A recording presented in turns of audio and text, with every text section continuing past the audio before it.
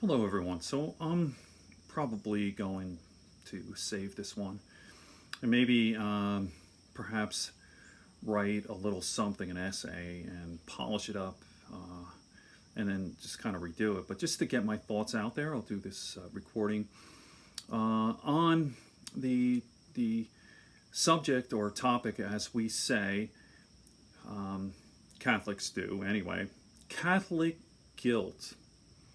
Right? So I was raised a Catholic.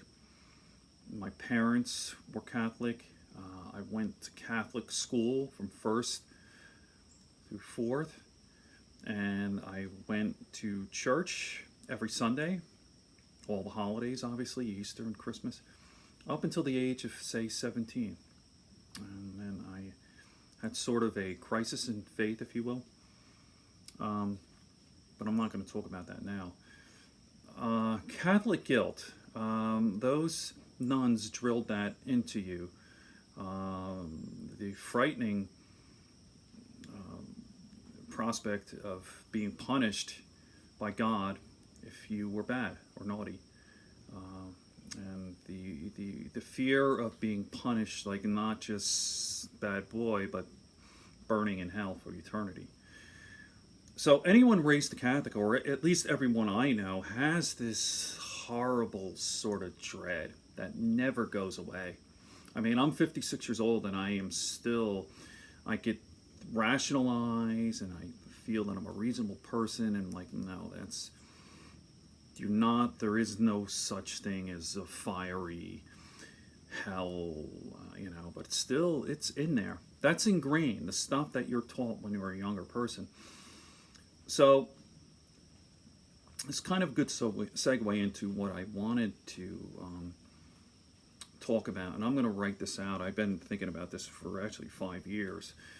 I had an accident in 2014, August 2014, late August, and I fell from an embankment 23 feet, and I landed on my left buttock, and I fractured my spine, lumbar spine, in 3 spots, and I broke my elbow right here. Compound fracture. The bone actually went through the skin. So it was horrible, and I was in the hospital for almost a month. I think it was 27 days.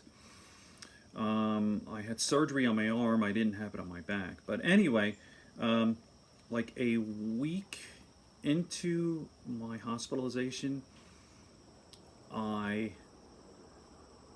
died. It's a long story, and whatever, but I was actually clinically dead. I lost consciousness, and I saw this thing, some sort of, what I had was an NDE, near-death experience. So I'm not going to get into all the details in this video thing. I'll be doing future videos. But afterwards, I thought that I went to hell. I did. I thought that I was condemned, and I was racked with this guilt. And even afterwards, for at least a year after I got out of the hospital, I was convinced that I was going to hell. That I had a glimpse of this thing. And it was just the worst time of my life. Just horrible. Like, I hated myself. I thought I was an awful person. And then I talked to this, actually a male nurse, and he was probably changed my life. And I told him the whole story. And he said, Mike, you have a lot on your plate. You need time to step back and sort of process this, and write this out. And he said, I don't know you real well, but I could see that you're not an awful person. You're not an evil person. You've struggled, and certainly, you're not perfect. And maybe you have a bit of a dark side, but you're not this evil person. And I thought about this, and today I'm in the best place I've ever been in my whole life. And he's right. I am not a awful person. I'm not a bad person. In fact, I'm a kind and gentle person. And you could talk to my wife. Been married, for 23 years now. I've known my wife for 26 years. I'm gentle. Just ask my cats. I say kiddingly, but I'm very gentle with animals and children, and I don't like any sort of cruelty. So my wife will say, or anyone who knows me, is I don't have a sadistic bone in my body. Zero, so and that makes me feel good. Like today, there's just no way. Like if I die today, I am convinced that I am not this awful person. I am flawed, and I try my best, but thank God I do not have that gene to be cruel or mean. Some more examples of, I guess, my goodness. Not that I need to say, oh, Mike, you're a good person, but in a way I do. When I was 4 years old, 3 or 4 years old, I grew up in a house in Bloomingdale, New Jersey, and behind in the back there had like this rock wall, and I remember seeing this little tiny chipmunk, and I'm looking, I go, is that real?